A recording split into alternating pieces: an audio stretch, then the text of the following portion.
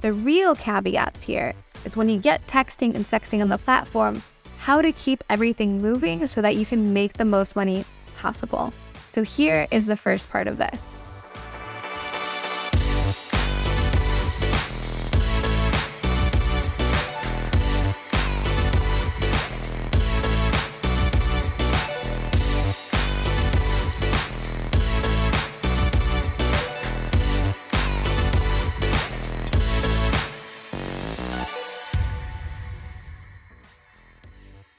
All right, CEO Squad, because I have so much information to give you strategy and tips-wise, I'm going to break this video up into 2 parts. So this is SextPanther strategy part 1, and let's just hop right into it. I want to tell you all about how I've maximized my revenue on SextPanther. My very first case study was actually a year ago, last February, and that time I had done everything just with texting and sexting alone. I took 0 calls, audio, or video. So first, let me share some of the tactics for the people who are maybe just sexters who don't want to take calls, and let's get you guys off to the races. So first, how do you price your services? Pricing in general is really going to be up to you. It's up to your availability. It's up to what makes your ROI and your time most cost effective. So I'm going to leave that to you. If you want a reference point on like what prices typically look like, I would suggest heading over to the model leaderboard and seeing how other creators who are top models on the platform have their things priced. For example, I'll share mine. My text messages are $1.50, my voice messages at $3.75, my picture messages $4.75, my video messages are $9.75, calls per minute are $8.75, and my video calls are $11.75 per minute. Just to kind of give you an idea. But again, your pricing needs to work for you. The real caveats here is when you get texting and sexting on the platform, how to keep everything moving so that you can make the most money possible. So here is the first part of this. When a new contact adds you, you want to make sure that you engage them right away. Speed is king. And what I like to do, and a little tip that has gone a long way, is always replying to the new contact with an audio message. I always include their username in the audio message so that they know I'm real. And I tell them like, hey, John Doe, thank you so much for adding me to your contacts. I cannot wait to get to know you better. And I send that audio message for free.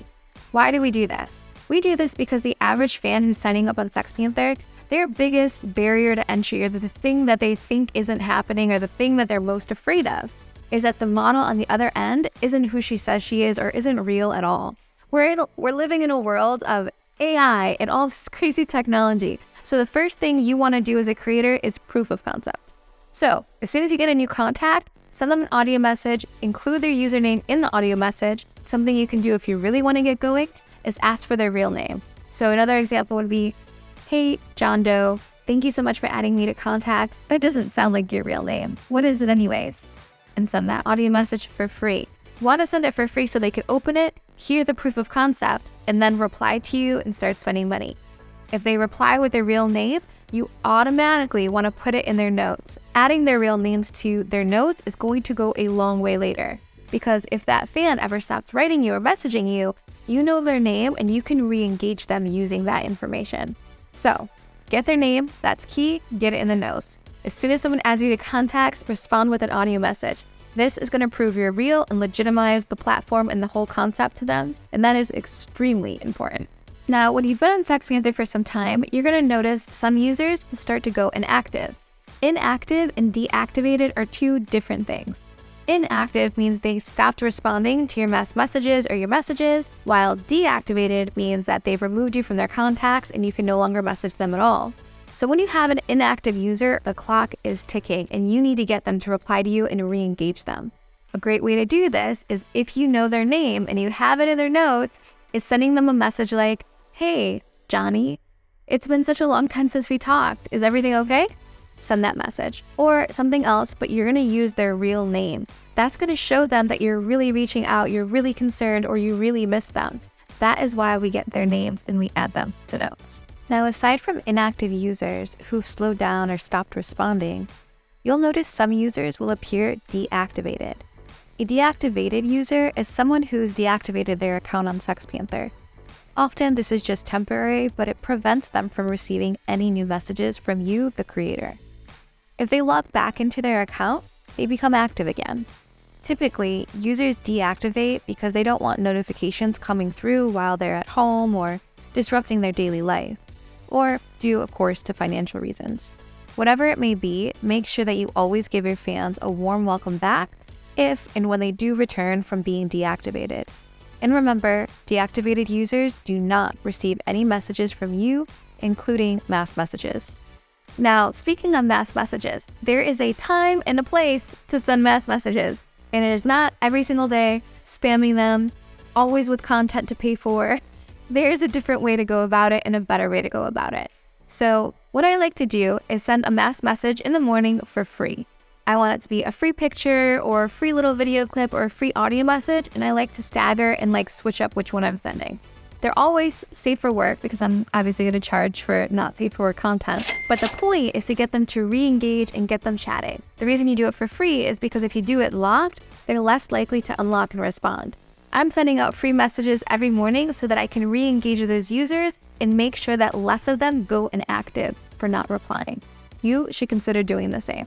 And a caveat you should keep in mind for mass messages is that you're only allowed to send a mass message every 8 hours. There's a time limit to this, obviously to prevent spamming your fans. But I've done the math and I've calculated it, and if you space your messages 8 hours apart exactly, I have a timer that goes off on my phone that lets me know it's time to send my next mass message. That means that you can schedule them 8 hours apart and get 3 messages in a day if you really wanted to. I send my first mass message at 8 a.m. It goes out for free with a free piece of content that's safe for work, whether it's audio, video, or photo. And then I set an alarm to go off at 4 p.m., 8 hours later, to send out another one. Usually that one is just an emoji or content, and that's also if I've gone inactive and I'm not actively responding. And then the third time, 8 hours later, you could hit them again at 12 a.m. if you really wanted to send all 3 mass messages a day. If you want to space them out, great. I do have the timer, I do send it out, but if I'm actively chatting all day, there's really not a need to mass message 3 times a day. Usually after I get a new content and I've sent them their free audio message, they've started responding, the first thing I'm going to ask them is kind of what they're into. Tell me a little bit about yourself. What are you looking for? What are you into? They're going to respond with their kinks, their fantasies, whatever their reason for being here is, and you're going to want to put that in their notes immediately as well. Why are you going to do this? This is important when you want to re-engage that user later, because I have fans, say for instance, who are really into fetishy things. Let's say I have a fan that's a submissive. I can send him a message later after he's gone inactive because I'm trying to re-engage him and say, I really wish there was someone to bow down to my feet today because I know that's what he's into. You can also group your contacts in similar ways. So you can create a group and message just that group of contacts. So you can have a group for submissives, a group for doms, a group of top spenders, a group of whales, a group for whatever you want. Literally, your imagination is the only limit. Another trick that I do that's gone a long way is when I have a new user, going through the playbook, I've sent them the audio, they've responded, I've asked what they're into, they've responded, I've added everything to notes, is that I ask them if they'd be comfortable sending me a photo of themselves. Usually I start with, you obviously know what I look like, why don't you show me what you look like? If they're comfortable sending a selfie, when they send it to you and you open it, you can respond with something like, that's not you, I'm getting catfished. When you send that to them, also follow it up immediately after with, send me another one, but this time holding a spoon. I do this to almost every new contact because not only have they sent me one photo, which they paid to send me, but they'll send me a follow-up photo that they have to pay to send me to prove they are who they say they are. It's a great way to capitalize and monetize immediately off of a new fan, and they often think it's really funny and playful, and it builds great rapport with your fan base. Try it and let me know how it goes in the comments below, because this one is a killer. It makes money nonstop. It prints money, guys. It prints money.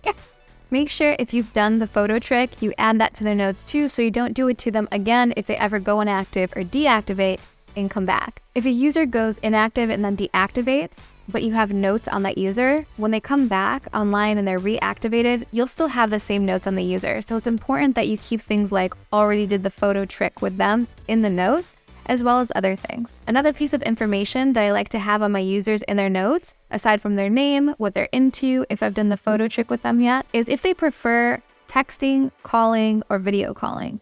I like to know that because I can always go back through my contacts and target certain users or group those users into video call groups or audio call groups so that, say, if I have downtime and I really want to start taking calls, I can mass message all my video call users saying something like, I have video calls on right now and I'm lonely. How are you going to fix that? You can do the same thing with audio calls. It's just a great way to keep your users organized and to approach them from a very targeted and strategic way. Another great feature on SextPanther is when you're in your messages, you can actually see what users are online right now, meaning you can target them more effectively. There's lots of times when I have downtime and maybe SextPanther isn't as active as I'd like it to be. I will just go through and I will message all of the users that have the green dot and are currently online. You can also sort your contacts by who's online by clicking the drop-down at the top and sorting the recently active option. This will adjust your list by who's been online recently and save you time from having to scroll. Another thing I try to do when I'm texting my fans is really leave open-ended questions so that they feel a need to respond to me. So think of this example. Instead of saying, thanks, my day was good, as a response, I would reply with something like, thanks, my day was good, but I've got 3 things on my mind that would make it better. That version elicits a response from the fan, and that's what's going to keep them chatting, and that is always the goal. Last but not least, one of the tips you've all been waiting for. How can you promote your SextPanther on IG? I wouldn't say that it's safe to put the link up because obviously the SextPanther homepage is explicit, so it does put your Instagram account at risk. But a workaround that I have found is that you can pay for an app called Sideline, Sidline, and this is an app that works kind of like a secondary phone number.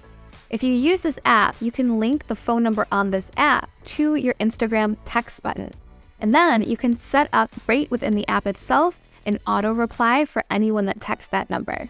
So my auto reply says something like, hey, thanks for texting me. I'm only responsive here at this link, and it inserts the link, and it sends a picture of me texting on my phone right there with the message itself.